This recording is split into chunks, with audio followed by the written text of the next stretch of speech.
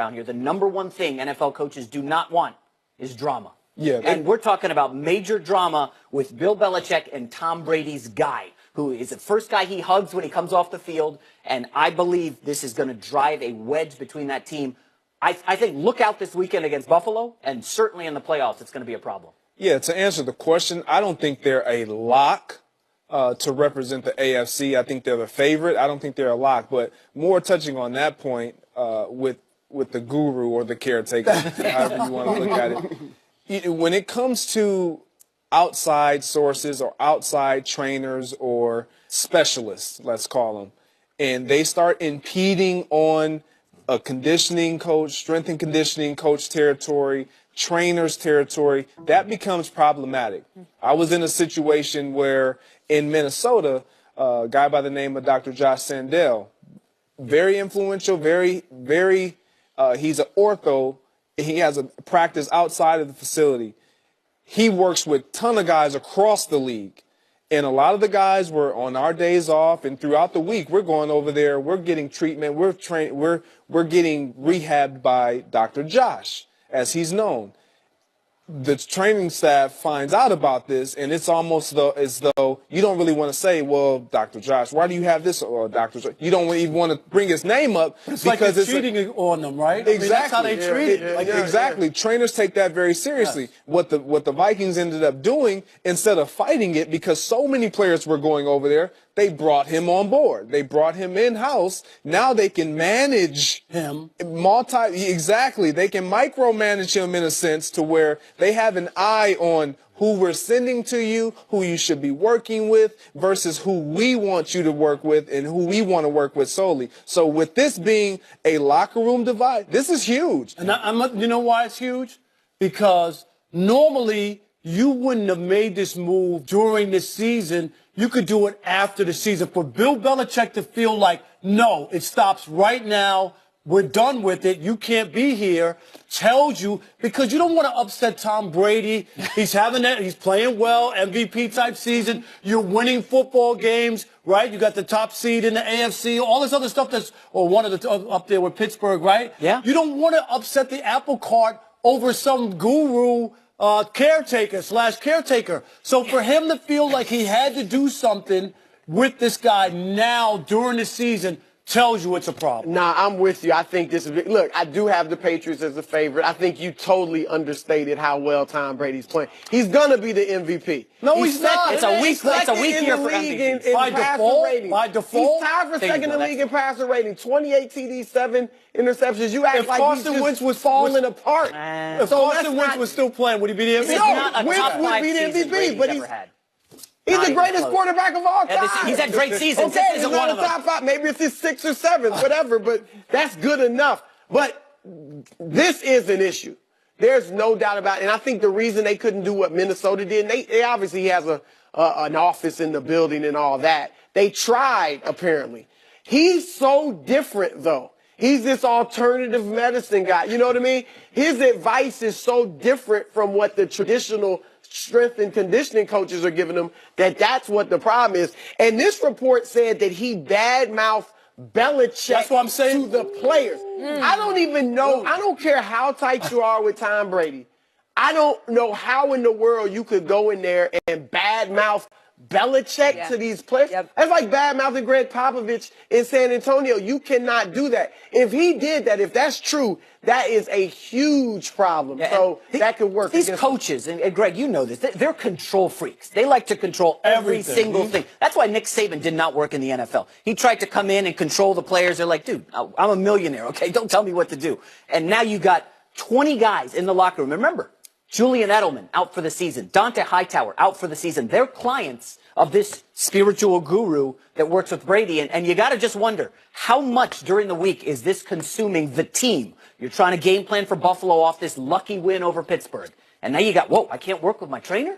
I can't work with my guy? Greg, I've got some concerns about the Patriots going forward. Yeah, I have concerns simply because when we look at the Patriots way, we don't hear them talking about anything other than football. So it's weird. This is not the norm. We do not hear anything coming out of Foxborough, out of that locker room, out of that organization that is not football related. And this is not football related. This is something in-house that they probably tried to deal with that got out. That's a whole nother issue, how this all got out. But the fact that it's multiple players and there is this divide, there's this tension between staff, like actual Patriot staff, and then this one-off that jumped on board late, that's problematic. If they're not seeing eye to eye, and to your point, once you start bad-mouthing the higher ups, Bad. and Bill Belichick, So let me get this right. We had Spygate. We had Deflategate. There you go. Now we have Caretaker-gate. Is that it? There's always something going on with Guru-gate. That's even better. Guru-gate. The interesting thing is this, and in light of our conversation earlier about Garoppolo, you could have, if this is really this bad, this could have been your way out of Brady. There you go. Yeah. You could have been like, look, I mean, he influenced half of the locker room with this guru. Some of the players were injured. It wasn't working for them like it worked for Brady. He was bad-mouthing Belichick. We had to move on. I don't know if he worked with Garoppolo or not, but that could have been your way out where you wouldn't have caught as much heat. But this is really interesting. Yeah, and I just think during the season, you usually don't make drastic changes like that. You know, what guys are used to, their routines. So you just let it play out for the rest of the year. And then next year, off season, hey, we're not letting guys bring their guys in, and then it's a fresh start. Rob, you got to make a new routine. If this Patriots team does not get out of the AFC, there is only one guy to blame. That's Belichick. I mean, he traded away Garoppolo, and this team got old quickly. Whoa. The defense, To blame for not winning. I mean, Pittsburgh's got do you want me to go back? talent. He traded Chandler Jones a few years ago. He traded Jamie Collins. He thinks he can control Wait, everything. he just win a make Super Bowl all the last decisions. Jason, Oh, this is one of the greatest comebacks ever. So what? They won. Oh, that was all Belichick. Wait a minute. Choke Wait- job. We'll play the choke job card. So now we blame Bill Belichick Get him. for all these Super Bowls that he's been Well, able to bring in house. Exactly. So the moment it doesn't work out, it's Bill Belichick. This doesn't work. Well, he just traded a franchise quarterback for You're a right. second round pick. That may prove to be the wrong decision down the road. But this year, I don't think it's going to affect them because Garoppolo wasn't going to play this year. So he has that carries no weight right now. Who do you blame, Greg, for them having the worst pass defense in the league, the worst run defense in the league, bottom 5 in both categories? Who are you going to blame for that? This is who Belichick controls the roster. This is who they are. Exactly. This is who they are. They're a bend, don't break defense. You can They drive broke against Pittsburgh. You can no, they didn't. They got lucky. They got didn't. lucky. Oh I my mean, God. trust me. Out of all the people on this panel right now, it was a catch, and Thank you, Greg. Thank you. But having said that, they always find a way to shore themselves up defensively when it counts in the red zone. You can get all the way down the field into the red zone, and they give up 3 points. They don't always allow you to get in the end zone. That's what makes the difference. When Tom Brady gets the ball, he's going to put the ball in the end zone. They've always been able to overcome their shortcomings, and then in the playoffs, they really solidify even what their shortcomings and their weaknesses are to make sure that it gives them the better chance to win and be successful and bring that trophy back to Foxborough that Bill Belichick has continuously done time and time again, year after year after year. Would Bill Belichick get rid of the guru if he had the defensive signals of the other team? Rob, you love a good conspiracy theory, Rob. Yeah, I love that it. guy around. Probably.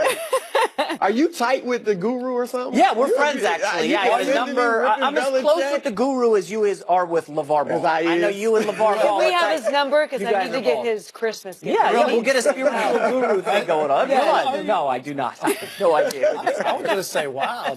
Don't sleep on Your argument Jacksonville. was so pro-guru. He needs an I'm just appointment. anti-Belichick. I'm over it. He's had a great run. Jacksonville is your team. Jacksonville is my team. I mean, do you want me to go on? They're the #1 red zone defense in the league. Yeah, I would like in you to, sacks. but we Is that your can't. favorite? I like Jacksonville going to the Super Bowl. Put it down, Chris.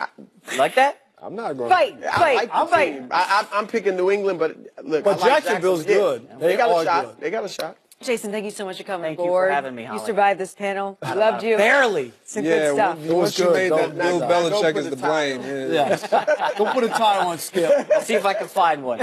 Coming up next, who has a better chance to take down the Warriors, the Cavs, or the Rockets? We'll debate coming up next. Stay right here.